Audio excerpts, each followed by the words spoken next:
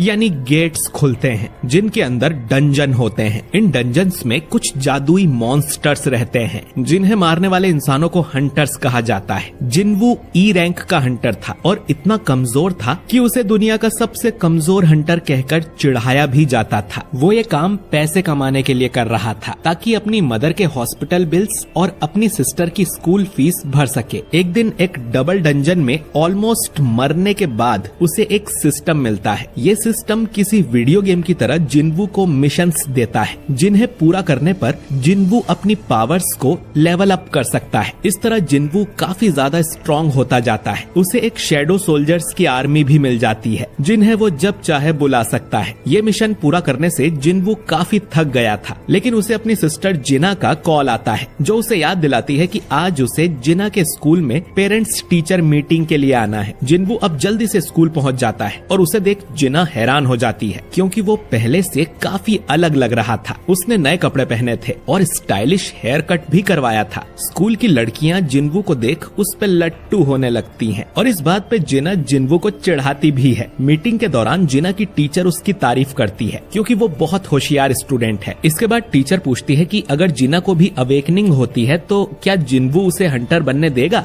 जिस पर जिन्वू साफ मना कर देता है क्योंकि हंटर वाले काम में बहुत खतरा होता है। ये सुन टीचर खुश होती है और उसे जिना की फ्रेंड सोंगयी के बारे में बताती है जो कि हंटर बनने की जिद पर अड़ी हुई है। बाद में जिन्वू सोंगयी से जाके मिलता है जिसे अब जाके पता चलता है कि जिन्वू जिना का ब्रदर है। जिन्वू सोंगयी को समझाने आता है लेकिन वो कहती है कि वो हंटर वाला काम कभी नहीं छोड़ेगी। ये सुन जिन्वू अब उसे अपने साथ चलने को कहता है। दूसरी तरफ हम हुआंग डोंगसू को देखते हैं जो कि अमेरिका से यहाँ कोरिया आ गया था। डोंगसू एक एस रैंक का हंटर है। हंटर एसोसिएशन का मैनेजर जिनचुल उसे लेने जाता है। जिनचुल को पता था कि डोंगसू यहाँ क्या करने आया है। डोंगसू यहाँ पर अपने भाई की डेथ का बदला लेने आया था जिसके लिए वो जिन्वू और जिन्हो को ढूंढेगा और उन्हें मार देगा। डोंगसू जिनचुल को सीधा धमकी भी देता है कि किसी में हिम्मत है तो उसे रोक के दिखाए। हंटर गिल्ड के हेडक्वार्टर्स में हम चोई और गनही को देखते हैं। चोई ने जेजू आइलैंड पर अपनी तीसरी रेड करवाई थी और रेड के दौरान उन्हें पता चला कि वहाँ जो एंट मॉन्स्टर है उन्हें पंख आने शुरू हो गए हैं। अगर वो उड़ना सीख गए तो बहुत खतरे की बात होगी क्योंकि फिर वो आइलैंड छोड़कर कहीं भी जा सकते हैं। इसके बाद हम एक सी रैंक के गेट को देखते हैं जहाँ जिन्वू सोंगयी को लेकर आता है। जिन्वू ने मिस्टर आन से इस गेट में जाने की परमिशन ले ली थी। जिन्वू को लग रहा था कि जब सोंगयी गेट के अंदर खतरनाक मॉन्स्टर को देखेगी तो खुद ही हंटर बनने का ख्याल छोड़ देगी, लेकिन सोंगयी को लग रहा था कि जिन्वू उसे यहाँ पर ट्रेनिंग करवाने के लिए लाया है। ये गेट असल में नए हंटर्स की प्रैक्टिस के लिए ही था। यहाँ पर किम नाम का एक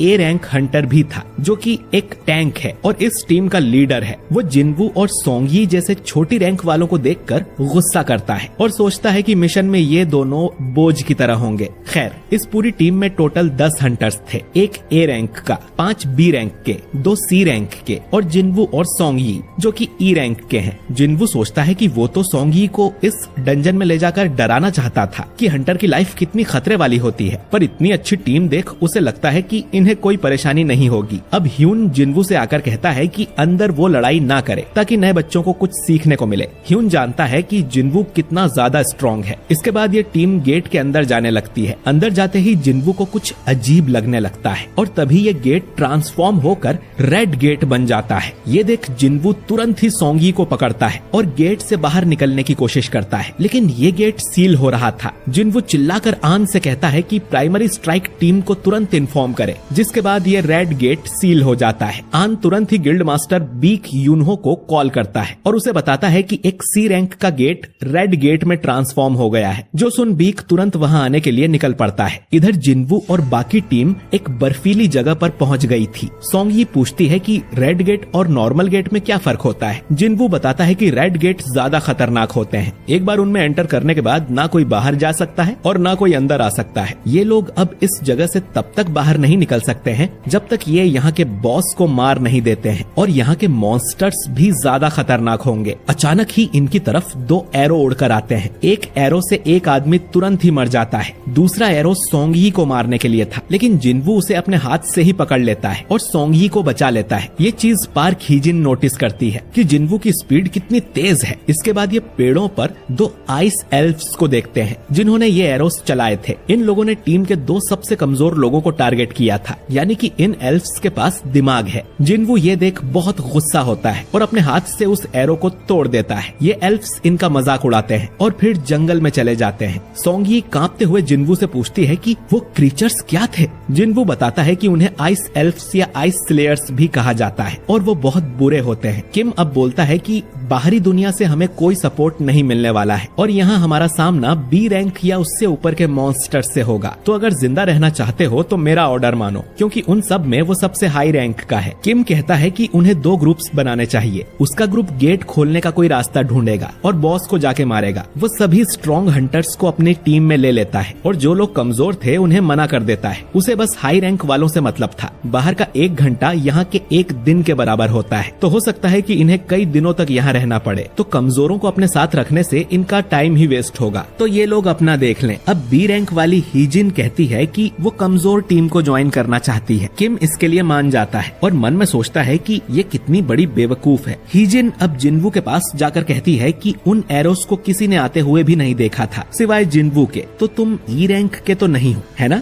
जिन्वू कुछ नहीं बोलता और हीजिन मन में सोचती है कि ये जरूर ए या उससे ऊपर की रैंक का होगा। किम अब अपनी टीम को लेकर चला जाता है और जिन्वू अपनी टीम के साथ दूसरी तरफ जाने लगता है। किम की टीम पेड़ों पर बने पंजों के निशान देखती है जो कि किसी भालू के पंजे थे। किम सोचता है कि जिन्वू की टीम तो जरूर जल्दी मर जाएगी। फिर उसे याद आता है कि वो तो सिर्फ ई रैंक का है, फिर भी वो उनका लीडर लग रहा था। तभी जंगल में से 3 भालू निकल कर आते हैं और इन पे अटैक कर देते हैं, पर किम आराम से एक भालू को मार देता है और बाकियों से भी लड़ने लगता है। दूसरी तरफ जिन्वू की टीम भी भालू के पंजे नोटिस करती है। हीजिन कहती है कि ये इलाका भालुओं का है, हमें यहाँ से वापस चलना चाहिए, लेकिन जिन्वू कहता है कि हमें इसी इलाके में रहना चाहिए। अगर ये भालू का इलाका है तो यहाँ वो आइस एल्फ्स नहीं होंगे जो कि इंटेलिजेंट हैं, तो उनसे लड़ने से तो अच्छा है हम भालू से लड़ लें। भालू से ज्यादा खतरा तो जिन्वू को ठंड से लग रहा था। वो अपनी इन्वेंट्री में हाथ डाल के उसमें से 4 कोट्स निकाल लेता है ताकि इन्हें ठंड न लगे। सब लोग पूछने लगते हैं कि उसने ये जादू कैसे किया। सोंगी भी पूछती है कि आखिर तुम हो कौन।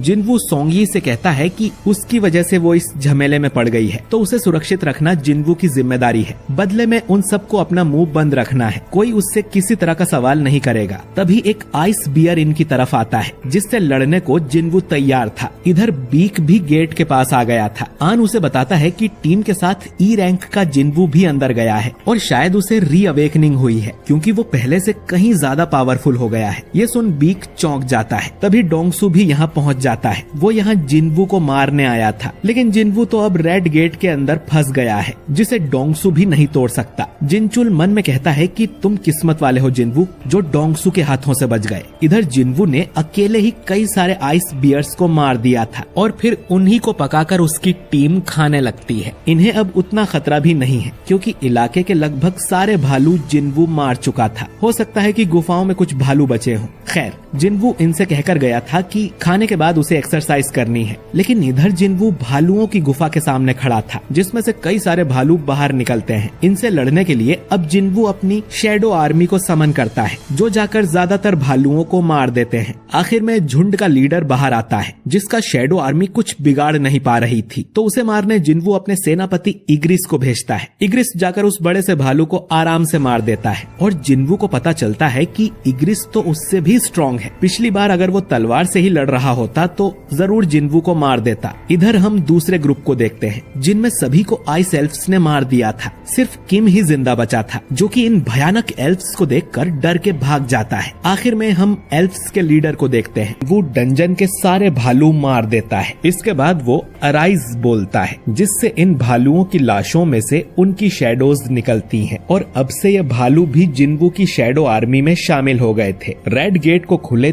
3 घंटे हो चुके हैं, यानी कि अंदर के लोगों के लिए 3 दिन बीत गए होंगे। डोंगसू कहता है कि वो जिन्वू तो अब तक मर गया होगा, वो फालतू में इतनी दूर आया। फिर वो पूछता है कि जिन्वू तो व्हाइट टाइगर गिल्ड का मेंबर नहीं है ना, तो फिर वो टीम के साथ अंदर कैसे गया? मैनेजर आन बोलता है कि जिन्वू मेरी पहचान का है, वो सी रैंक रेड को देखना चाहता था, इसीलिए मैंने उसे अंदर जाने दिया। ये सुनकर डोंगसू आन का गला पकड़कर उसे उठा देता है। वो समझ गया था कि आन झूठ बोल रहा है। आन हमेशा ही अच्छे हंटर्स को ढूंढ कर लाता है, तो इस ई रैंक वाले जिन्वू में ऐसा क्या खास है? बेक अब डोंगसू का हाथ पकड़ लेता है और उसे कहता है कि आन को जाने दो। दोनों में अब बहस होने लगती है और दोनों ही एस रैंक के हंटर्स हैं। अगर इन दोनों में लड़ाई हुई तो तबाही मच जाएगी। खैर, वो दोनों अब एक दूसरे को गुस्से में पंच मारते हैं, जिससे बड़ा धमाका होता है। लेकिन जिनचुल इनके बीच आकर इनके हाथ पकड़ लेता है। जिनचुल को देख दोनों ने अपनी ताकत रोक ली थी, वरना उनके पंच से जिनचुल के दोनों हाथ डिस्ट्रॉय हो जाते। जिनचुल अब डोंगसू को बताता है कि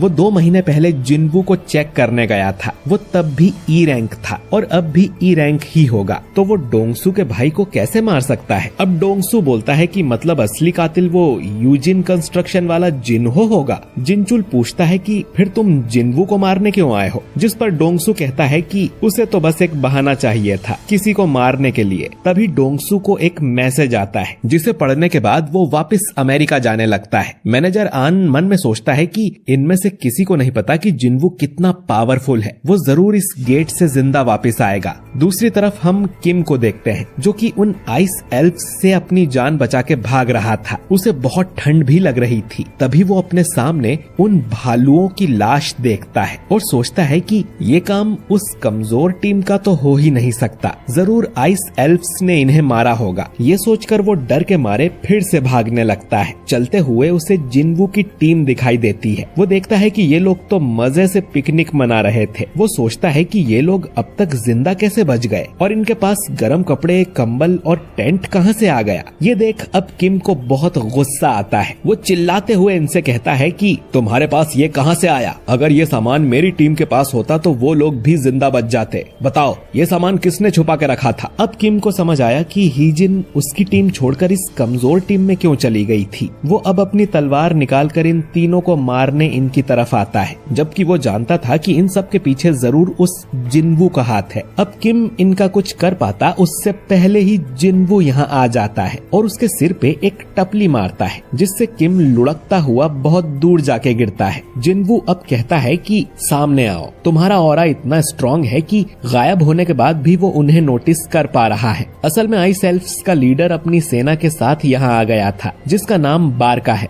ये जिनवू से बातें करने लगता है और जिनवू भी उसकी बात का जवाब देता है। लेकिन अजीब बात ये थी कि ये एल्फ्स कोई और ही भाषा बोल रहे थे और इनकी बातें सिर्फ जिनवू ही समझ पा रहा था। जिनवू भी सोचता है कि शायद सिस्टम की वजह से वो इनकी लैंग्वेज समझ पा रहा है। बारका अब कहता है कि मेरे दोस्त से मिलो, जिसने तुम लोगों पर तीर चलाए थे। इसने बताया कि इंसानों के बीच एक बहुत स्ट्रॉन्ग आदमी मौजूद है और वो जिनवू से फाइट करना चाहता है। बारका की बात खत्म भी नहीं हुई थी कि उससे पहले ही जिनवू उस एल्फ की गर्दन उड़ा देता है, जो देख बारका भी समझ जाता है कि जिनवू में जरूर कोई बात है। जिनवू बारका पर भी अटैक करता है, लेकिन वो उसके अटैक से बच जाता है। बारका अब रिवील करता है कि उन सभी मैजिक बीस्ट्स के अंदर एक आवाज होती है जो उन्हें इंसानों को मारने का बोलती है, लेकिन ये आवाज जिनवू को मारने का नहीं बोल रही थी। तो उसे लग रहा था कि जिनवू कोई इंसान नहीं है। जिनवू अब सोचता है कि उसका सिस्टम भी तो उसे ऐसे ही ऑर्डर्स देता है। शायद जिनवू सिस्टम का एक प्लेयर है, इसीलिए ये लोग उसे इंसान नहीं समझ रहे। बारका अब जिनवू से कहता है कि हमें समझौता करना चाहिए, तुम्हारे पीछे छुपे इंसान हमें दे दो और हम तुम्हें जाने देंगे। जिनवू पूछता है कि आखिर तुम लोग हो कौन और इंसानों को क्यों मारना चाहते हो। बारका बताने लगता है कि आखिर वो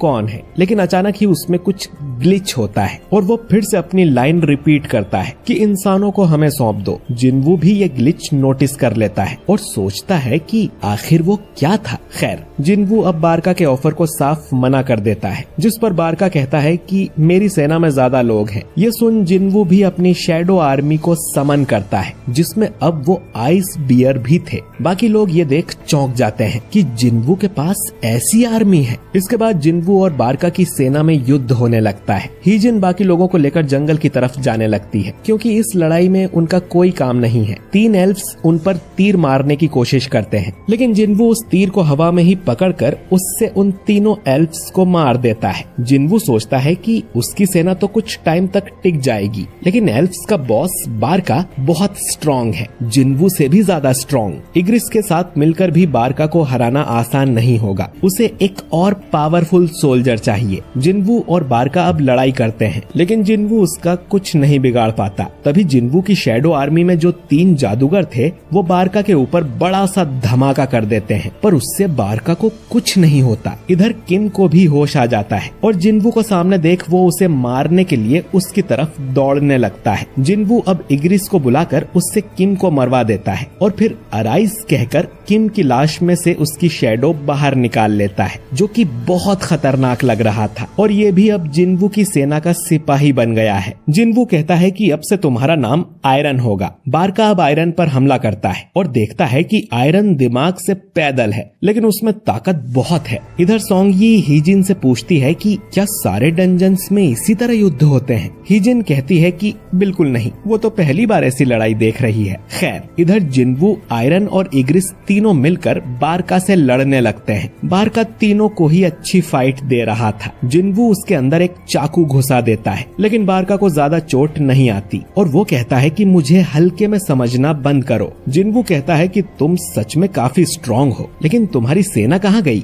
बारका देखता है कि उसकी पूरी सेना को जिन्वू की शैडो आर्मी ने मार दिया था। बारका अब गुस्से में जिन्वू की तरफ आता है। जिन्वू अपना डैगर उसकी तरफ फेंकता है और फिर अपनी टेलीकिनेसिस की पावर से बारका को पीछे से मारने की सोचता है, लेकिन बारका अपना चाकू सामने कर देता है, जिससे वो टूट जाता है। इसके बाद आयरन बारका को पीछे से पकड़ लेता है और जादूगर फिर से उस पर बड़ा धमाका करते हैं, लेकिन बारका को कुछ नहीं होता। वो आयरन के टुकड़े कर देता है और कहता है कि मैं तुम सबको मार डालूंगा। लेकिन तभी जिन्वू स्टेल्थ का यूज कर उसके पास आ गया था। वो उसके अंदर अपना चाकू घुसा देता है। इसके बाद वो आयरन को फिर से समन करता है और आयरन अपना बड़ा सा हथौड़ा बारका के मुंह पर मार देता है, जिससे आखिरकार बारका का अंत हो जाता है। जिन्वू देखता है कि आयरन मारने के बाद भी बारका को हथौड़े से पीट रहा था, तो वो उसे रुकने को बोलता है और कहता है कि थोड़ा तमीज से रहा करो। इतना कहकर जिन्वू और इग्रिस भी उससे मुंह मोड़कर चले जाते हैं। फिर वो जादूगरों की तरफ देखता है, जो डर के मारे उसके लिए चीयर करने लगते हैं।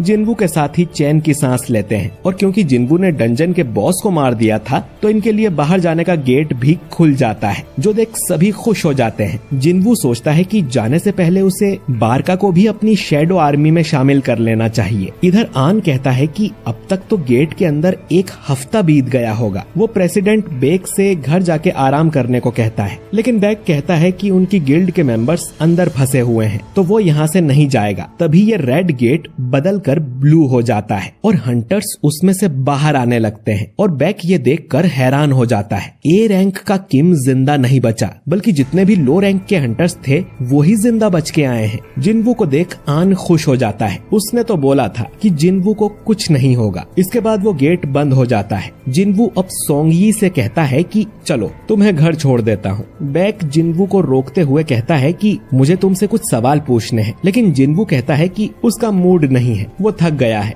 ये सुन बेक गुस्सा हो जाता है कि ये लड़का उसका ऑर्डर कैसे नहीं मान रहा। वो उसके कंधे पर हाथ रखकर कहता है कि उसकी गिल्ड के 6 मेंबर्स मर चुके हैं, तो वो जानना चाहता है कि अंदर ऐसा क्या हुआ। जिन्वू अब कहता है कि आपके बाकी मेंबर्स की जान मैंने ही बचाई है, तो आपको मुझे शुक्रिया कहना चाहिए। ये सुन बेक अब जिन्वू को छोड़ देता है और उससे माफी मांगता है। जिन्वू सोंगयी को लेकर यहाँ से निकल जाता है। हीजिन बेक को बताती है कि डंजन के बॉस को हराने के बाद से ही उसका मूड कुछ ठीक नहीं है। आन कहता है कि वो थक गया होगा, इसका मतलब ये नहीं कि वो बुरा आदमी है। बेक समझ गया था कि जिन्वू में कुछ तो बात है और वो आन को काम पे लगा देता है कि कुछ भी करके जिन्वू को हमारी गिल्ड में भर्ती करो। इधर जिन्वू सोंगयी को उसके घर छोड़ देता है। सोंगयी जिन्वू को आज के लिए शुक्रिया करती है और कहती है कि अगली बार किसी डंजन में जाना हो तो वो तैयार है। जिन्वू का मूड इसीलिए खराब था क्योंकि वो बारका को अपनी शैडो आर्मी में शामिल नहीं कर पाया है। जिन्वू अभी उस लेवल पर नहीं है। कम से कम उसे बारका का हथियार तो मिल गया और एक नया सोल्जर भी, लेकिन उसके लिए उसे किम को मारना पड़ा। और ये तीसरी बार है जब जिन्वू ने किसी इंसान को मारा था। अगली सुबह जिन्हो जिन्वू को लेने आ जाता है। वो रास्ते में से सोंगयी को भी उठा लेते हैं, जो कि अच्छे से तैयार होके आई थी। साफ पता चल रहा था कि सोंगयी जिन्वू को लाइक करने लगी है। वो जिन्वू से कहती है कि कल रात तो उसे नींद ही नहीं आई। जिन्वू ने उसे इतनी लेट जो छोड़ा था।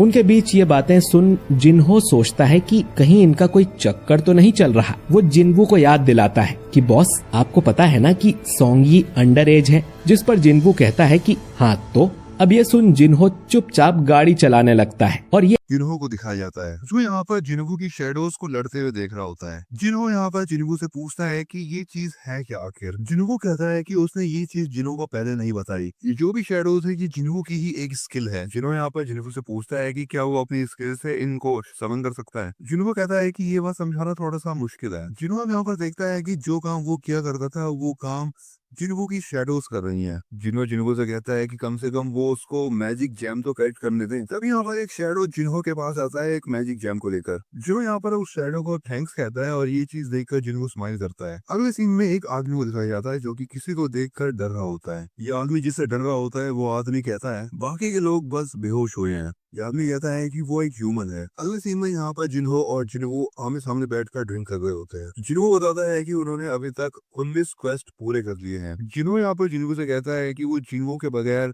ये सब नहीं कर पाता। जिन्हो अब यहाँ पर जिन्हो से कहता है कि आगे क्या प्लान्स है। जिन्हो बताता है कि उसको एक रिटन टेस्ट देना पड़ेगा जिसके बाद उसको ग्रिल मास्टर का लाइसेंस मिलेगा। एंड इसके बाद अब वो जिन्हो के बारे में पूछता है। जिन्हो कहता है कि अब ये हो सकता है कि जिन्हो जिन्हो को कुछ दिनों तक कांटेक्ट ना कर पाए क्योंकि उसको कहीं पर जाना है। जिन्हो यहाँ पर जिन्हो से कहता है कि अगर जिन्हो को जिन्हो अनोइंग लगता है तो वो सीधा सीधा कह सकता है। जिन्हो बताता है कि उसका एक भाई है जो कि उससे 10 साल बड़ा है लेकिन उसका बड़ा भाई उसको पसंद नहीं करता। और अगर बात करें जिन्हो की तो जिन्हो ने जिन्हो की लाइफ बचाई और बहुत मदद भी करी है। जिन्हो कहता है कि अगर जिन्हो उसका बड़ा भाई होता तो कितना अच्छा होता। ये सुनने के बाद जिन्हो से कहता है कि आज से तुम मेरे छोटे भाई हो। और ये सुनने के बाद जिन्हो काफी ज्यादा इमोशनल हो जाता है। अब अगले सीन में हमें फिर से ये आदमी दिखाया जाता है जो कि एक यहाँ पर बंद रखा है। बाहर यहाँ पर कुछ लोग बात कर रहे होते हैं कि जो अंदर बैठा आदमी है वो विदेशी यहाँ का अंतर है। और ये आदमी 10 साल से एक गेट के अंदर बंद था जिसके बाद उसको एक ऐसा गेट मिला जो कि सीधा यूएसए में खुला। अब यहाँ पर यह आदमी जो है वो इंग्लिश नहीं बोल सकता इसीलिए इसे बात करने के लिए एक हंटर बुलाया गया है जिसका नाम है डोंगसू। अब यहाँ पर जो ये लोग होते हैं इनमें से एक आदमी कहता है कि ये जो आदमी अंदर बैठा है इसका नाम है संगवान। और यहाँ पर अगला सीन जिन्हू का होता है जो कि अपनी बहन जिना से कहता है कि वो एक हफ्ते के लिए बाहर जा रहा है। जिन्हू बताता है कि वो अपने एक दोस्त के साथ बाहर जा रहे हैं। जिन्हू यहाँ पर एक डंजन में आया होता है। जिन्हू बताता है कि जो उसका अभी करंट का लेवल है वो काफी ज्यादा ऊपर आ चुका है जो वो लास्ट टाइम इस डंजन में आया था तब से। अब जैसे यहाँ पर जिन्हू उस डंजन के अंदर जाता है उसका सिस्टम उसको एक क्वेस्ट देता है। सिस्टम यहाँ पर जिन्हू को बताता है कि इस डंजन में बहुत सारे डीमंस है और उसको 10,000 डीमन सोर्स को कलेक्ट करना है। जिन्हू कहता है कि ये सोर्स 10,000 हो या 1 लाख उसे कोई फर्क नहीं पड़ता। इसके बाद अगला सीन जिन्हो का होता है। यहाँ पर जिन्हो के साथ उसके फादर भी होते हैं। जिन्हो के फादर जिन्हो से कहते हैं तो तुम मुझे कह रहे हो कि मैं गिर तुम्हें दे दूं। जिन्हो कहता है हाँ। जिन्हो के फादर उससे कहते हैं कि तुम्हें जिन सन का प्लान पता है तब भी तुम ये कर रहे हो। जिन्हो कहता है कि जिन सन का प्लान है किसी आउटसाइडर को ग्रिल मास्टर बना देना जो कि अपनी कंपनी के लिए बहुत ज्यादा रिस्की है। जिन्हो के फादर कहते हैं संग जिंगू जिसकी वो बात कर रहा है डबल डंजन इंसिडेंट डोंगसुक की टीम को खत्म करना और उसके बाद जितनी भी चीजें हुई है उसमें जिन्हू को कुछ भी नहीं हुआ। जिन्होंने जितनी भी रेड मिशन ऑर्गेनाइज करे उन सभी में जिन्हू गया था और कुछ दिनों पहले जो रेड गेट इंसिडेंट हुआ था उसमें भी जिन्हू ही सबको बचा कर लाया। जिन्हू के फादर यहाँ जिन्हू से कहते हैं कि उसको गिल्ड मास्टर का लाइसेंस मिला खाली जिन्हू की वजह से और जिन्हू चाहता है कि वो गिल्ड जिन्हो को मिल जाए। इतनी सारी बातें सुनने के बाद भी यहाँ पर जिन्हो कहता है कि उसको वो गिल्ड चाहिए। जिन्हो के फादर कहते हैं कि उसको गिल्ड मिल जाएगा लेकिन एक कंडीशन है। जिन्हो के फादर कहते हैं कि रेड गेट इंसिडेंट के बाद हमें ऐसे सुनने में मिला है कि जो व्हाइट टाइगर गिल्ड वाले हैं वो जिन्हो को अपने साथ मिलाना चाहते हैं। जिन्हो के फादर यहाँ पर जिन्हो से कहते हैं कि वो जिन्हो को अपनी टीम में ले ले, वो जिन्हो को मनाएगा। इसके बाद दूसरा सीन जिन्हो का होता है। जिन्हो ने यहाँ पर बहुत सारे डेमंस को खत्म कर दिया होता है लेकिन वो उनकी शैडो को एक्सट्रैक्ट नहीं कर पा रहा। तभी यहाँ पर जिन्हो के सिस्टम पे एक अपडेट आता है। सिस्टम उसे बताता है कि ये चीज जो है वो उसके ऊपर वाले फ्लोर में जाने का परमिट है। सिस्टम बताता है कि अगले फ्लोर पे जाने के लिए उसे मैजिक टेलीपोर्टेशन सर्कल का यूज करना होगा जिसके लिए उसे परमिट मिला है और वही परमिट का यूज वो उस सर्कल पे करेगा। जिन्हों बताता है कि ये डंजन बहुत बड़ा है और चलने समझ सकता है कि वो थक जाए इसीलिए वो आइस बियर के बॉस को समन कर देता है। जिन्हों यहाँ पर उस बियर के ऊपर बैठ जाता है और उनके सामने बहुत सारे डीमंस होते हैं। एक एक करके वो बियर उन सभी डीमंस को खदेड़ देता है। ये चीज देखकर यहाँ पर जिन्हों उस बियर का नाम टैंक रख देता है। अगला सीन चाहे इनका होता है। वो यहाँ पर स्विंग करके बाहर निकली है और काफी लड़कियां उनकी तारीफ कर रही है। चाहे इन यहाँ पर चॉइस की ये बात को सोच रही होती है। चाहे इन चॉइस कहती है कि उस एंड वाली बात को पब्लिक में क्यों नहीं बता दिया जाए। शोए बताता है कि ये एसोसिएशन का ऑर्डर है। शोए बताता है कि हंटर एसोसिएशन वालों का मानना है कि अगर ये बात पब्लिक को बता दी जाएगी तो पब्लिक में हंगामा फैल जाएगा। अगला सीन यहाँ पर फिर से डंजन का ही होता है। जिनको कहता है कि यहाँ पर जो भी डीमंस हैं वो सारे के सारे बी रैंक डीमंस हैं और शायद बी रैंक से ऊपर। हमें यहाँ पर देखा जाता है कि जिनको यहाँ पर बहुत तेजी से डीमन सोल्स को कलेक्ट करता हो जाता है और देखते ही देखते यहाँ पर जिनको 10,000 सोल्स को कलेक्ट कर लेता है। अब जिनको यहाँ पर चल रहा होता है उसको चलते हुए यहाँ पर एक बहुत बड़ा सा डीमन दिखता है, उसकी एक छोटी सी आर्मी। तभी यहाँ पर जिनको भी अपनी शैडो आर्मी को समझ कर लेता है। जिनको देखता है कि इस डीमन का नाम रेड कलर में है, इस डीमन का नाम है वल्कन। अगला सीन सांगमिन का होता है। उसके साथ यहाँ पर हीजन भी होती है। हीजन कहती है कि जिनको घर पर नहीं है। सांगमिन बताता है कि अभी घर पर बस जिनको की बहन है और उसको बस इतना ही पता है कि जिनको किसी ट्रिप पर गया है और उसने हाल फिलहाल में किसी रेड मिशन पर भी पार्टिसिपेट नहीं किया। सांगमिन कहता है कि एसोसिएशन को भी नहीं पता कि जिनको अभी कहाँ पर है। जिनको की जो लास्ट लोकेशन थी वो अर्बन एरिया के बिल्कुल सेंटर में थी। ये सुनकर हीजन चौंक जाती है और वो सांगमिन से पूछती है कि उसको इतना सब कुछ कैसे पता। सांगमिन कहता है कि ये तो बस उसका काम है। अगला सीन यहाँ पर जिनको का होता है। जिनको अपनी शैडो आर्मी से कहता है कि वो जो बड़ा बॉस है उसको मेनली छोड़ दो और बाकी जो भी है वो लोग तुम संभाल लो। ये कहने के बाद यहाँ पर जिनको की शैडो आर्मी और उस डीमन की आर्मी में लड़ाई हो जाती है। जिनको यहाँ पर नोटिस करता है कि जो सबसे बड़ा मॉन्स्टर है वो बिल्कुल भी हिल नहीं रहा अपनी जगह से। जिनको ये भी सोचता है कि अगर वो मॉन्स्टर अपनी जगह से पहले नहीं हटेगा तो जिनको उसके ऊपर जाके अटैक कर देगा। लेकिन वो मॉन्स्टर बहुत ज्यादा फास्ट होता है और वो जाके सीधा शैडो आर्मी पर अटैक कर देता है। ये चीज देखकर यहाँ पर जिनको को बहुत ज्यादा गुस्सा आ जाता है और वो एक ही पंच में उस मॉन्स्टर को बहुत दूर फेंक देता है। जिनको भी यहाँ पर ये चीज देखकर हैरान हो जाता है क्योंकि वो सोचता है कि उसने बस एक ही पंच मारा था और वो इतना दूर जाके कैसे गिरा। जिनको सोचता है कि क्या उसने स्ट्रेंथ में अपने बहुत ज्यादा पॉइंट्स लगा दिए हैं क्या। मतलब यहाँ पर ये मॉन्स्टर बहुत जोर से चिल्लाता है, वो जिनको के ऊपर अटैक करने के लिए भागता है। जिनको यहाँ पर आयरन से उसकी शील्ड मांग लेता है। अब यहाँ पर इस मॉन्स्टर के अटैक से आयरन की शील्ड जिनको को बचा लेती है, लेकिन वो मॉन्स्टर लगातार जिनको के ऊपर अटैक करता रहता है और जिनको कोई अपने आप को बचाए हुए है। जिनको यहाँ पर अटैक करने का मौका ढूंढ रहा होता है। अब जैसे यहाँ पर जिनको को मौका मिलता है वो अटैक करने के लिए तैयार हो जाता है, लेकिन यहाँ पर फिर भी जिनको उसके ऊपर अटैक नहीं कर पाता। बट यहाँ पर जिनको थोड़ी देर लड़ने के बाद मौका देखता है और वो उस डीमन के ऊपर हमला कर ही देता है और फाइनली यहाँ पर जिनको उस मॉन्स्टर को हरा देता है। अगला सीन हुआन का होता है। यहाँ पर डोंगसो आता है और वो कहता है कि उसे विश्वास नहीं हो रहा कि उसके सामने एक बोलता हुआ मैजिक बीस्ट है। हुआन कहता है कि उसने बहुत बार बता दिया है कि वो मैजिक बीस्ट नहीं है। हुआन यहाँ पर डोंगसू से कहता है कि अभी इंसानों को मैजिक बीस्ट और गेट्स के बारे में कितना पता है। डोंगसू हुआन से कहता है कि वो किस बारे में बात कर रहा है आखिर। हुआन कहता है कि गेट, डंजन्स और बीस्ट कुछ भी नहीं है, अब एक बहुत बड़ी आपदा आने वाली है। हुआन कहता है कि उसका गोल है उस बड़े से डिजास्टर को होने से रोकना। डोंगसू कहता है बकवास करना बंद करो। अब यहाँ पर डोंगसू हुआन का नाम पढ़ता है और वो कहता है कि एक मैजिक बीस्ट का नाम इंसानों जैसा कैसे हो सकता है। हुआन की फाइल को पढ़ते हुए यहाँ पर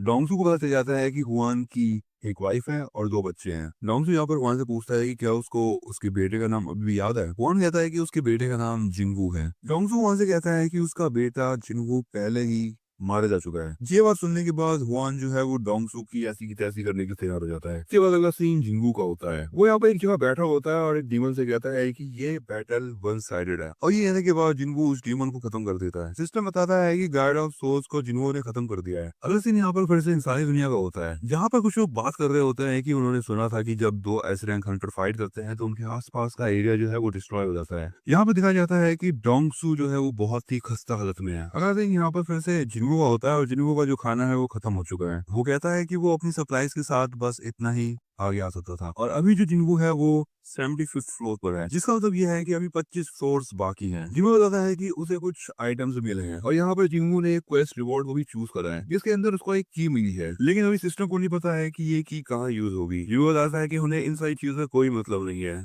जो उसका मेन पर्पस है वो है बस वो एलिक्सिर बनाना और 3 में से 2 चीजें उसको मिल चुकी हैं। जिंगू कहता है कि अगली बार जब वो यहाँ पर आएगा। यहाँ पर जिंगू डंजन से बाहर आता है और वो कहता है कि अभी भी उसकी ऑफिशियल रैंक एक ई रैंक है, जिसकी वजह से वो हाई लेवल रेड मिशन में पार्टिसिपेट नहीं कर सकता। इसलिए वो कहता है कि वो अपने रैंक की रीअसेसमेंट करवाएगा। अगला सीन उस जगह का होता है जहाँ पर हंटर्स को उनकी हंटर रैंक बताई जाती है। यहाँ पर एक आदमी होता है जो कि एज अ रिक्रूटर हंटर्स को रिक्रूट करने आया होता है। इस आदमी का नाम है ह्यून। ह्यून यहाँ पर यूनहो को कॉल लगाता है। वो यूनहो को बताता है कि यहाँ पर जिंगू अपनी रीअसेसमेंट कराने आया है। ये सुनने के बाद यूनहो जिंगू से मिलने के लिए वहां से निकल जाता है। जिंगू यहाँ पर वेटिंग एरिया में बैठा होता है। तभी वहां पर एक आदमी दूसरे आदमी से कहता है कि तुम ज्यादा नर्वस ना हो, यहाँ पर इवैल्यूएशन काफी सिंपल होती है। ये आदमी कहता है कि उसको हंटर बन के पैसे कमाने हैं। ये आदमी उस आदमी से कहता है कि यहाँ देखो, ये लोग जितने भी सूट बूट में है ना, ये सब रिक्रूटर्स है। अगर किसी भी आदमी की जो रैंक है वो डी से ऊपर आती है तब ये लोग उसको रिक्रूट कर लेते हैं अपने गिल्ड में। ये आदमी उससे कहता है कि तुम अच्छा खासा पैसा कमा सकते हो अगर तुम एक ई रैंक हंटर नहीं हो तो। ये सुनने के बाद जिन्वू कहता है ई रैंक वालों की कहीं भी इज्जत नहीं होती। इसके बाद यहाँ पर जिन्वू रीअसेसमेंट के लिए चला जाता है। ये लड़की यहाँ पर जिन्वू से उसका नाम पूछती है और कहती है कि ये जो तुम्हारा रीअसेसमेंट है। जिन्वू कहता है हाँ ऐसा ही है। ये लड़की कहती है कि रीअसेसमेंट का जो मेथड है वो सेम ही रहेगा।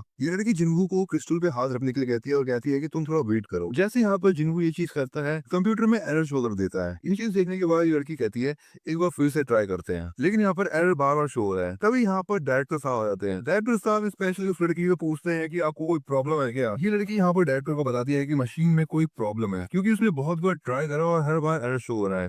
डायरेक्टर कहता है तुम जरा साइड हटो मैं चेक करता हूँ। यहाँ पे थोड़ी सी एक्टिंगबाजी करने के बाद डायरेक्टर कहता है कि अरे तेरी ये मशीन खराब नहीं है, जिन्वू की इवैल्यूएशन ही नहीं हो सकती है। और ऐसा इसलिए है क्योंकि जिन्वू की जो मैजिक पावर है वो मशीन की लिमिट से बहुत ज्यादा है। जिसका मतलब ये है कि जिन्वू कंट्री का 10th एस रैंक हंटर है। अगला सीन यहाँ पर चॉय का होता है। वो यहाँ पर चीफ वू से पूछ रहा होता है कि वो चींटियों वाली रिसर्च कैसी चल रही है। चीफ वू कहता है देखो भाई काम हो रहा है, थोड़ा टाइम लगेगा, लेकिन फिर बताता है कि हार्ट फार्मिंग उसने बहुत कुछ सुना है जैसे कि रेड गेट इंसिडेंट। चॉय कहता है कि उसने सुना है कि व्हाइट टाइगर गिल्ड वालों ने एक नॉन मेंबर को अपनी रेड में शामिल करा था और डंजन बॉस को उसी नॉन मेंबर ने हराया था। चॉय यहाँ पे चीफ वू से कहता है कि आखिर वो नॉन मेंबर है कौन। चॉय कहता है कि उसको इस बारे में ज्यादा डिटेल्स नहीं पता। तभी यहाँ पर चॉय नोटिस करता है कि उसके आसपास थोड़ा सा शोर हो रहा है। चीफ वो यहाँ पर ये चीज देखने के जाता है और चॉय कहता है कि वो भी साथ आएगा। बिल्डिंग में जितने भी अपकमिंग हंटर्स होते हैं वो ये सुन के थोड़े से दंग रह जाते हैं कि एक ऐसा बंदा भी उनके पीछे मौजूद है जिसकी इवैल्यूएशन नहीं हो सकती। तभी यहाँ पर चॉय आ जाता है। चॉय हंटर्स गिल्ड का रिप्रेजेंटेटिव है। जिनको यहाँ पर चॉय को देखकर कहता है कि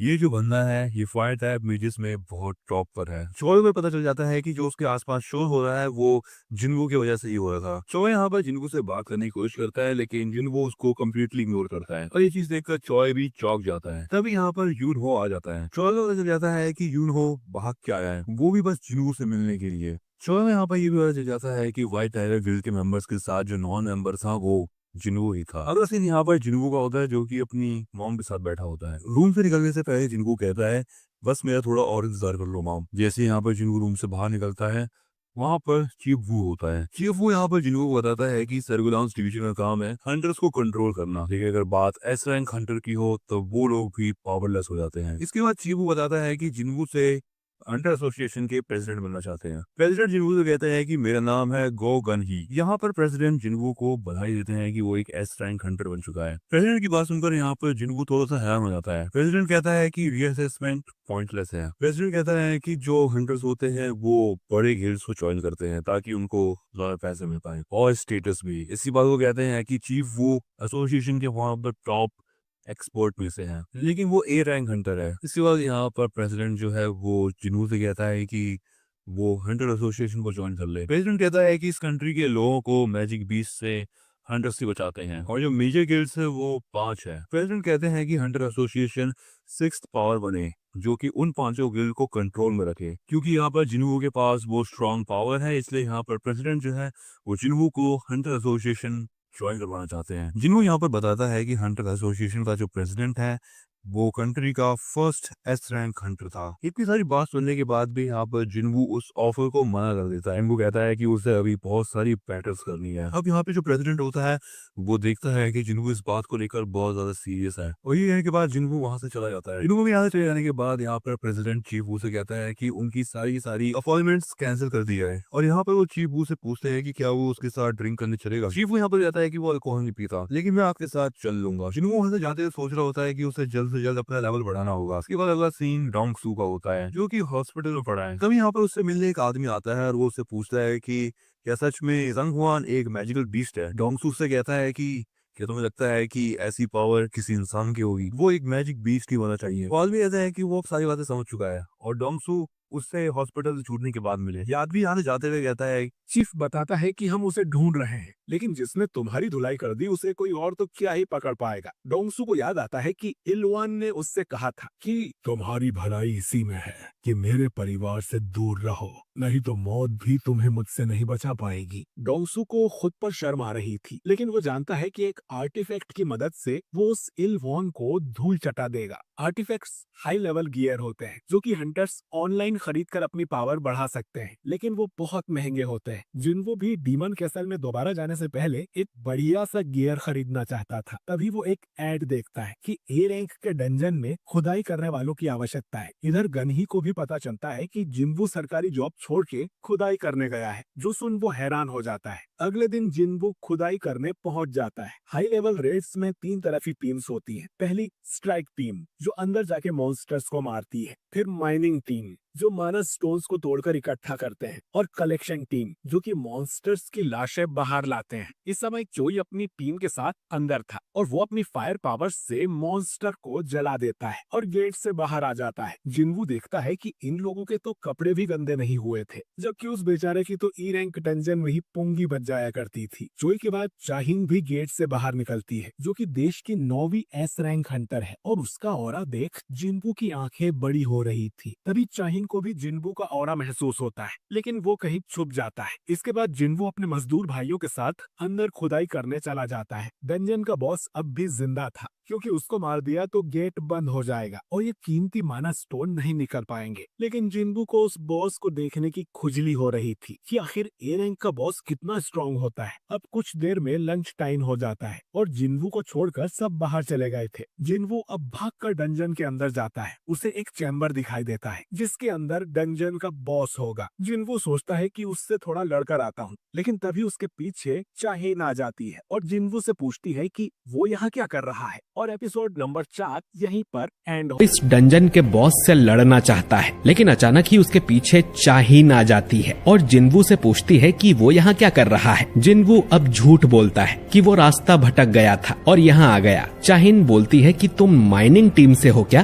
तुम्हें पता नहीं कि ये बॉस का कमरा है? जिन्वो मन में सोचता है कि चाहिन सच में कमाल की हंटर है, क्योंकि जिन्वो को भनक भी नहीं लगी कि कब वो उसके पीछे आ गई। जिन्वो ने अपने हथियार को गायब कर दिया था और चाहिन सोचती है कि उसे वहम हुआ था क्या? इसके हाथ में तो अभी एक हथियार था। चाहिन जिन्वो को यहाँ से बाहर निकलने को बोलती है, क्योंकि अगर उसने बॉस को भड़का दिया तो पूरी माइनिंग टीम पर खतरा आ जाएगा। जिन्वो यहाँ से जाने लगता है। अब जैसे ही वो चाहिन के पास से गुजरता है तो चाहिन को कुछ महसूस होता है और वो जिन्वो को रोक कर उसका शरीर सूंघने लगती है और बोलती है कि तुम में से तो बदबू नहीं आ रही, तुम सच में हंटर ही हो ना? इसके बाद वो आईडी कार्ड पर जिन्वो का नाम और रैंक देखती है और कहती है कि तुम जा सकते हो। दोस्तों, असल में चाहिन की नोज बहुत सेंसिटिव है और उसे हंटर्स और मॉन्स्टर्स में से बहुत ज्यादा बदबू आती है, इसीलिए वो हमेशा अपनी नाक पर रुमाल रखती है। लेकिन जिन्वो पहला ऐसा हंटर था जिसमें से उसे बदबू नहीं आ रही थी, बल्कि खुशबू आ रही थी। जिन्वो अब माइनिंग टीम के पास चला जाता है, जो कहते हैं कि तुमने चाहिन से बात की, तुम तो बड़े किस्मत वाले हो। वो लंच टाइम में डंजन में आती रहती है बॉस पर नजर रखने के लिए कि कहीं वो बाहर निकल के सभी मजदूरों को मार ना दे,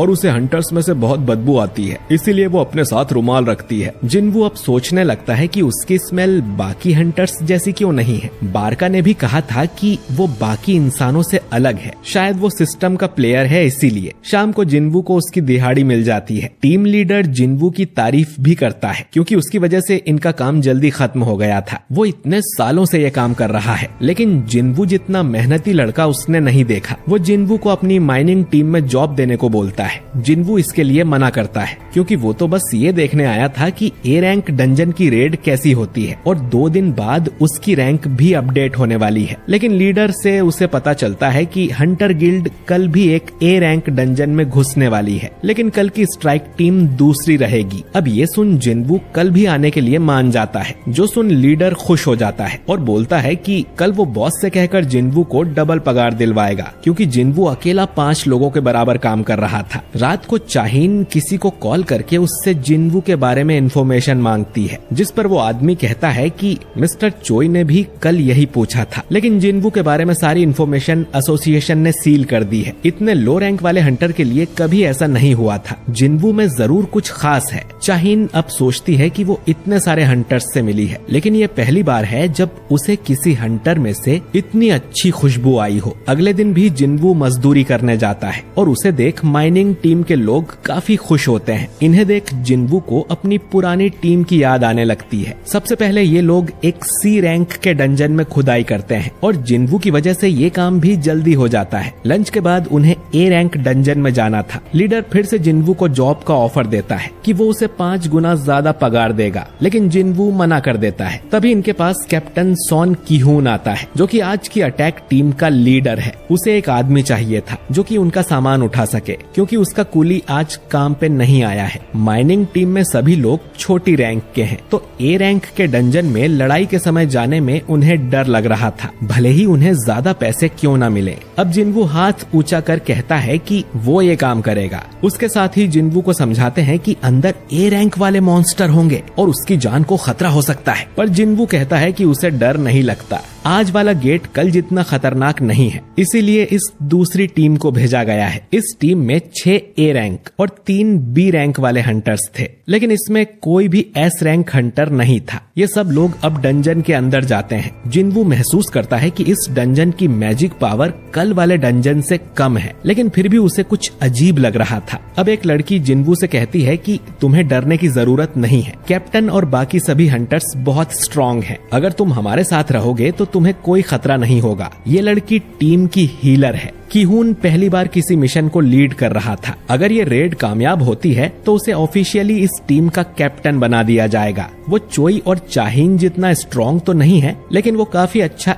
ए रैंक हंटर है। अचानक ही इन्हें सामने कुछ दिखता है और ये लोग बिना कहे अटैक करने को रेडी हो जाते हैं। इन पर कुछ जैकल्स यानी सियार हमला करते हैं और ये लोग उन्हें मारने लगते हैं। इन सभी के पास कमाल की मैजिक पावर्स थी, जिनसे ये आराम से उन जैकल्स को हरा देते हैं। अब ये सोचते हैं कि जैकल्स तो सी रैंक के मॉन्स्टर्स हैं, तो ये ए रैंक के डंजन में क्या कर रहे हैं, क्योंकि यहाँ इनके शिकार लायक कुछ भी नहीं है, तो इन्हें तो मर जाना चाहिए था। जिन्वू को अब इनके गले पर पट्टा बंधा हुआ दिखता है, यानी कि इन्हें किसी ने पाला था। तभी इनके सामने कुछ मॉन्स्टर आते हैं जिनका नाम हाई ऑर्क्स है। इन्हें देख सब डर जाते हैं, क्योंकि ये इंटेलिजेंट मॉन्स्टर होते हैं। ये ऑर्क्स अब हंटर पे हमला करने लगते हैं और इनकी पावर बहुत ज्यादा थी। ये ऑर्क्स सीधा ही कमजोर हीलर्स को निशाना बनाते हैं। जादूगर उनसे लड़ते हैं, लेकिन उनके जादू का ऑर्क्स पर असर नहीं हो रहा था। एक लड़की अपने जादू से इन्हें बांधने की कोशिश करती है, लेकिन ये काफी स्ट्रॉन्ग थे तो आराम से छूट जाते हैं। एक जादूगर अपने फायर सोल्जर्स को समन करता है और उन्हें लड़ने को बोलता है। बाकी हंटर भी इन ऑर्क्स से लड़ने की कोशिश कर रहे थे, लेकिन वो इनके सामने कमजोर थे। ये लोग नंबर में भी ऑर्क्स के मुकाबले कम थे। ए रैंक को इनसे लड़ने में दिक्कत हो रही थी, तो बी रैंक तो इनके सामने टिकेंगे ही नहीं। एक ऑर्क अब एक बी रैंक वाले हंटर का हाथ काट देता है। ली नाम की हंटर अपने मैजिक से उस ऑर्क को पकड़ लेती है और हीलर उस हंटर के हाथ को वापस से ठीक कर देती है, लेकिन तभी उसके पीछे एक बड़ा सा ऑर्क आता है और हीलर समझ जाती है कि उसकी मौत पक्की है। लेकिन तभी अचानक उस ऑर्क का गला दबने लगता है और उसकी मौत हो जाती है। हीलर को समझ ही नहीं आता कि ये कैसे हुआ। ये काम असल में जिन्वू ने किया था, जो कि अपनी स्टेल्थ वाली स्किल से गायब हो गया था। इसके बाद वो सभी मॉन्स्टर्स के हाथ पैर पर चाकू से कट मार के उन्हें कमजोर करने लगता है, ताकि हंटर्स उन्हें आराम से हरा पाए। जिन्वू इन लोगों को अपनी पावर दिखाना नहीं चाहता था, लेकिन वो अपने सामने किसी को मरने भी नहीं दे सकता। वो बिना दिखे ही सभी ऑर्क्स को कमजोर कर देता है और हंटर्स उन्हें मार देते हैं। सभी सोचने लगते हैं कि अचानक ही ये ऑर्क्स कमजोर कैसे हो गए थे। उनमें से तो किसी ने ये काम नहीं किया था, पर ये लोग जिंदा बच गए, यही बड़ी बात है। अब इनमें ली नाम की जो लड़की है वो मैजिक कास्टर है, तो जिन्वू ने गायब होके जो कुछ किया वो सब उसने देख लिया था। अब जिन्वू किसी कारण से ही ये बात छुपा रहा होगा। ये सोचकर ली भी किसी को इस बारे में नहीं बताती। हंटर्स अब कैप्टन से पूछने लगते हैं कि उन्हें डंजन में आगे बढ़ना है या यहीं से वापस घर चले, क्योंकि ये काम उनके बस का तो नहीं है। कीहून अब फैसला लेता है कि उन्हें यहीं से वापस लौट जाना चाहिए, लेकिन वापस जाते समय ये देखते हैं कि गेट पर किसी ने बैरियर लगा दिया था, यानी कि ये अब बाहर नहीं जा सकते हैं। ली कहती है कि वो इस बैरियर को तोड़ सकती है, लेकिन उसे टाइम लगेगा और इस डंजन में कोई हाई लेवल का मॉन्स्टर है जिसने ये बैरियर लगाया होगा। लेकिन जादूगर जब इस बैरियर को तोड़ने की कोशिश करते हैं तो उनकी हालत खराब हो जाती है। तभी इन सबको भयानक मैजिक पावर महसूस होती है और ये लोग पीछे मुड़कर देखते हैं कि अब तो उन हाई ऑर्क्स की पूरी सेना ही आ गई थी। अगर ये इनसे लड़े तो ये पक्का मारे जाएंगे। ऑर्क्स में से अब एक मॉन्स्टर आगे आता है और किहुन भी उसके पास जाता है। ये ऑर्क अपनी भाषा में इन्हें कुछ कहता है जो कि किसी को समझ नहीं आता। इसके बाद इस ऑर्क को इसका बॉस पजेस कर लेता है और बोलता है कि इंसानों, मेरा नाम करगलगन है और मैं तुमसे मिलना चाहता हूँ।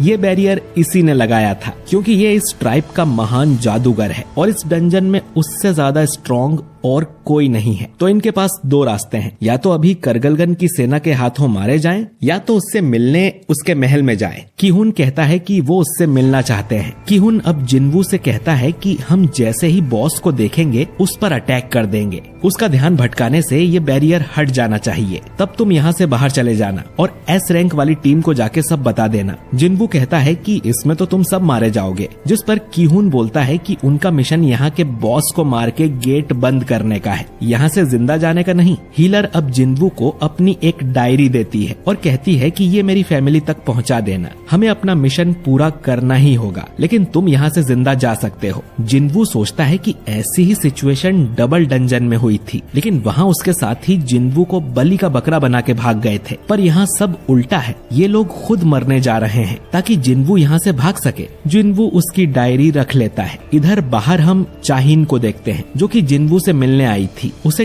टीम लीडर से पता चलता है कि जिन्वू तो अटैक टीम के साथ कूली बन के डंजन के अंदर गया है। खैर, इन सभी हंटर्स को करगलगन के महल में ले जाया जाता है जहाँ गद्दी पर बैठा करगलगन इनका स्वागत। ये एपिसोड जिन्वू को ढूंढते हुए चाहिन भी यहाँ आ गई थी। चाहिन अब सोचती है कि एक ई रैंक का हंटर कूली बन के ए रैंक के डंजन में गया है, उसे अपनी जान प्यारी नहीं है क्या? कल भी जिन्वू बॉस रूम के बाहर खड़ा हुआ था और उसके हाथ में हथियार भी था, उसके साथ जरूर कुछ गड़बड़ है। वो माइनिंग टीम के लीडर से कहती है कि मैं अंदर जा रही हूँ, लेकिन वो यहाँ खाली हाथ ही आ गई थी। तो वो माइनिंग टीम के लीडर से कोई हथियार मांगती है और वो अपनी खुदाई वाली गेती उसे पकड़ा देता है। चाहिन बोलती है कि इसके अलावा और कुछ नहीं है क्या, जैसे तलवार या भाला? लीडर बोलता है कि हम मजदूर हैं मैडम, हमारे पास ये सब कहाँ से आएगा, एक फावड़ा और है चाहिए हो तो। चाहिन कहती है कि रहने दो और खाली हाथ ही अंदर जाने लगती है, लेकिन फिर मुड़कर वापस आती है और लीडर से वो गेती ले लेती है कि ये खाली हाथ जाने से तो अच्छा है। इधर महल के अंदर ढेर सारे हाई ऑर्क्स थे, अगर ये डंजन से बाहर निकल गए तो आराम से पूरे शहर को तबाह कर देंगे। खासकर इनमें 4 ऐसे हाई ऑर्क्स थे जिनका ऑरा बाकियों से काफी अलग था। किहुन सोचता है कि हमें डंजन बॉस को हराकर इस गेट को बंद करना ही होगा। अब बॉस करगलगन कहता है कि तुम मुझसे डर गए क्या इंसान? ऐसा कहकर वो अपना मास्क हटाता है और फिर हंटर्स को उसमें से खतरनाक मैजिक पावर महसूस होती है। उसके मुकाबले तो ये हंटर्स 3rd क्लास जादूगर भी नहीं थे। किहुन पूछता है कि तुम हमें यहाँ पर क्यों लेकर आए हो, जिस पर करगलगन कहता है कि तुम सब बस एंटरटेनमेंट हो, मैं तुम सभी को एक एक करके तड़पा तड़पा के मारूंगा और खाऊंगा, जिससे मेरी सेना का भी टाइम पास होगा। किहुन सोचता है कि हम इनके लिए बस टाइम पास हैं। तभी बॉस की नजर जिन्वू पर जाती है और वो सोचता है कि इन इंसानों के बीच में ये कौन आ गया है। किहुन अब अपनी टीम से चिल्लाकर कहता है कि हमला करो, लेकिन उसकी टीम के लोग इतने डर गए थे कि कोई भी आगे नहीं आता। किहुन अकेला ही बॉस की तरफ भागता है, लेकिन बॉस के सामने एक शील्ड थी जिस पर किहुन खरोच भी नहीं मार पाता। इसके बाद बॉस ग्रेविटेशनल मैजिक का यूज करता है और किहुन को ऊपर उठाकर जमीन में घुसेड़ देता है और किसी रबर की बॉल की तरह उसे बार बार ऊपर नीचे पटकने लगता है। अब अचानक ही जिन्वू किहुन को कैच करता है और कहता है कि ये डंजन खाली करना आप हंटर्स का काम है, मैं इसमें दखल नहीं दे सकता, लेकिन अब पूरी टीम ही खतरे में है, तो क्या मैं इन सभी मॉन्स्टर्स को मार सकता हूँ? इतना कह के वो एक ऑर्क को अपने मैजिक से हवा में उड़ा देता है। किहुन बोलता है कि प्लीज इन्हें मार दो क्योंकि हमसे तो कुछ होगा नहीं। बॉस कहता है कि ज्यादा उड़ो मत, तुम इतने भी स्ट्रॉन्ग नहीं हो। जिन्वू बोलता है कि सही कहा, तुमसे ज्यादा स्ट्रॉन्ग बॉस का सामना अब तक मैंने नहीं किया है, हम दोनों में फर्क सिर्फ इतना है कि मैं तुम्हें हरा दूंगा। इतना कहकर जिन्वू अपनी शैडो आर्मी को समन कर लेता है, जो देख सब हैरान थे। इधर डंजन के बाहर जिनचुल भी आ जाता है। वो देखने आया था कि जिन्वू यहाँ पर मजदूरी क्यों कर रहा है, वो भी 2 दिनों तक। वो लीडर से पूछता है कि हंटर जिन्वू कहाँ पर है। अब ये सुन एक मजदूर कहता है कि मैं जानता था उस लड़के में कुछ गड़बड़ है, उसने मुझे इतने डरावने तरीके से देखा था जैसे कि मुझे खा जाएगा। लीडर बताता है कि जिन्वू तो गेट के अंदर गया है कूली बन के। जिनचुल मन में सोचता है कि एस रैंक बनने के बाद से ही उस पे नजर रखी जा रही है। लीडर पूछता है कि जिन्वू आखिर कौन है, तो जिनचुल कहता है कि कल न्यूज देख लेना, पता चल जाएगा। लीडर बताता है कि चाहिन भी जिन्वू को पूछते हुए आई थी और गेट के अंदर गई थी। तभी गेट में से इन्हें काफी अजीब ऑरा महसूस होता है और जिनचुल अपनी टीम से कहता है कि इस गेट का मैजिक पावर फिर से चेक करो। अंदर चाहिन को उन सब हाई ऑर्क्स की लाशें मिलती हैं जिन्हें किहून की टीम ने मारा था। चाहिन समझ गई थी कि टीम की जान खतरे में है और वो डंजन बॉस की तरफ जाने लगती है। इधर बॉस कहता है कि मेरी इतनी बड़ी सेना के सामने तुम्हारी ये छोटी सी आर्मी क्या कर लेगी। जिन्वू अब अपनी आर्मी के आसपास एक मोनार्क डोमेन बना लेता है। ये एक नई स्किल है जो उसने डीमन कैसल में लेवल 70 पास करने पर सीखी थी। इस डोमेन के अंदर उसकी शैडो आर्मी को पावर बफ मिलता है। उसके शैडो सोल्जर्स भी डीमन कैसल की लड़ाई में स्ट्रॉन्ग हो गए हैं। बाकी हंटर्स सोच रहे थे कि यहाँ चल क्या रहा है। एक अच्छा जादूगर भी बस 2 सोल्जर्स को समन कर सकता है, इतनी ज्यादा पावर एक इंसान में कैसे हो सकती है। अब बॉस की सेना शैडो आर्मी पर अटैक करती है, लेकिन जिन्वू की आर्मी ज्यादा स्ट्रॉन्ग थी। आयरन और इग्रिस तो अकेले ही 10-10 मॉन्स्टर्स को मार रहे थे और जिन्वू खुद भी इन्हें गाजर मूली की तरह काट देता है। हंटर टीम सोचती है कि ये तो चाहिन जितना स्ट्रॉन्ग है, ये कूली का काम क्यों कर रहा था। बॉस अब फायर ड्रैगन वाला मैजिक कर जिन्वू के कुछ सोल्जर्स जला देता है और कहता है कि तुम्हारे सोल्जर्स बस कठपुतली हैं। जिन्वू कहता है कि वो अपनी शैडो आर्मी को जितनी बार चाहे उतनी बार फिर से जिंदा कर सकता है। बॉस अब एक बड़ी सी शील्ड जिन्वू को दे मारता है, लेकिन वो उससे बच जाता है। फिर बॉस ग्रेविटेशनल मैजिक का यूज कर इन पे पत्थर की बारिश कर देता है और कहता है कि फिर मैं तुम्हारी शैडो आर्मी को तब तक मारता रहूंगा जब तक तुम्हारी मैजिक पावर खत्म न हो जाए। वो फिर से फायर वाला मैजिक करता है और शैडो आर्मी को जला देता है। किहून की टीम तो बस इधर उधर भागती फिर रही थी। जिन्वू समझ गया था कि अपनी मैजिक पावर का यूज कर बॉस जिन्वू को उससे दूर रखने की कोशिश कर रहा है। इधर जिनचुल को पता चलता है कि इस डंजन की मैजिक पावर एस रैंक के बहुत ही करीब है। जिनचुल कहता है कि मास्टर ऑफ हंटर्स को कांटेक्ट करो, हमें अटैक टीम की हेल्प करने अंदर जाना होगा। इधर नंबर में बॉस की सेना ज्यादा थी और शैडो आर्मी पर भारी पड़ रही थी। जिन्वू की मैजिक पावर जल्द ही खाली हो जाएगी और वो अकेला ही बचेगा। जिन्वू अब अपनी इन्वेंट्री में से एक माना बॉटल निकाल के अपनी मैजिक पावर बढ़ा लेता है और फिर अराइज कहकर मरे हुए मॉन्स्टर्स को भी अपनी शैडो आर्मी में भर्ती कर लेता है। जिन्वू कहता है कि वो जल्द ही डंजन बॉस को भी अपनी शैडो आर्मी में शामिल कर लेगा और उसे अपना कटप्पा बना लेगा। ये सुनकर बॉस की भी थोड़ी फट जाती है और वो सोचता है कि कहीं ये वो तो नहीं बाहुबली, लेकिन इसमें भी कुछ ग्लिच होता है और हमें पूरी बात सुनने को नहीं मिलती। बॉस आगे कहता है कि अगर ये सच में वो है तो मैं यहाँ क्या कर रहा हूँ। जब से मैंने आंखें खोली है मुझे सिर्फ एक ही कमांड सुनाई देती है, इंसानों को मारो, और वो इसी का पालन करेगा। बॉस अब अपने 4 सेनापति को भी हमला करने का ऑर्डर देता है। इधर चोई को पता चलता है कि जिस गेट में किहून अपनी टीम लेके गया था वो तो एस रैंक के बराबर है और अगर उसके मॉन्स्टर्स गेट से बाहर निकल आए तो जेजू आइलैंड वाला कांड फिर से हो जाएगा। लेकिन इनके पास अब भी टाइम है गेट के अंदर जाके सभी मॉन्स्टर्स को मारने का। अगर कुछ गड़बड़ हुई तो इन्हें व्हाइट टाइगर गिल्ड और फील्ड गिल्ड को भी मदद के लिए बुलाना पड़ेगा। इधर बॉस के सेनापति आयरन टैंक और इग्रिस से लड़ रहे थे और वो लोग आराम से इनकी बैंड बजा देते हैं। हंटर भी इनकी मदद करने का सोचते हैं तो बॉस उन्हें अपने जादू से घायल कर देता है और कहता है कि बच्चों, बड़ों की लड़ाई से दूर रहो। बॉस अब खुद लड़ने नीचे आता है और जिन्वू पर अपने जहर वाले जादू से अटैक करता है, लेकिन जहर और कर्स वाले जादू का जिन्वू पर कोई असर ही नहीं होता। वो अब अपने 2 जादूगरों को बुलाकर एक बड़ा सा आग का गोला बॉस की तरफ फेंकता है जो कि उसकी शील्ड को तोड़ता हुआ सीधा उसके मुंह पे जाके लगता है। चाहिन आके देखती है कि यहाँ ये चल क्या रहा है। हंटर्स की टीम तो किहून को हील करने में लगी हुई थी। बॉस अब अपने जादू से बहुत बड़ा हो जाता है और जिन्वू को कुचलने की कोशिश करता है, लेकिन जिन्वू तुरंत ही वहाँ से हट जाता है और बोलता है कि मुझे जायंट्स पसंद नहीं है। बॉस अपने आग वाले जादू से अटैक करता है जिसमें शैडो आर्मी के साथ अपनी सेना भी जला देता है, लेकिन जिन्वू को तो खरोच भी नहीं आती और वो अपना डैगर बॉस की आंख में घुसा देता है। बॉस एक जादूगर है तो अपनी सेना के बिना वो कमजोर है और एक लड़ाई वाला हंटर आराम से जादूगर को हरा सकता है। बॉस फिर से जिन्वू पर आग से हमला करता है पर जिन्वू बच जाता है। उसके डैगर वाले हमले से बॉस को ज्यादा चोट नहीं आई थी तो वो एक बड़ी सी चेन से बॉस को बांध देता है और नीचे गिरा देता है। अब तक जिनचुल भी यहाँ आ चुका था। वो चाहिन से कहता है कि वो यहाँ अटैक टीम की मदद करने आया था, पर अब जिनवू को देख लगता है कि उन्हें आने की जरूरत ही नहीं थी। चाहिन समझ जाती है कि जिनवू जरूर कोई टॉप टियर फाइटर है जिसे जिनचुल भी जानता है। वो पूछती है कि आखिर ये हैंडसम नौजवान बाहुबली है कौन? जिनचुल कहता है कि मुझे भी ज्यादा नहीं पता। खैर, जिनवू ने बॉस के 4 सेनापति भी अपनी शैडो आर्मी में शामिल कर लिए थे। बॉस चिल्लाता है, कुछ भी हो जाए मैं झुकेगा नहीं साला। करगलगन नाम सुन के चोमू समझा क्या? फायर है मैं।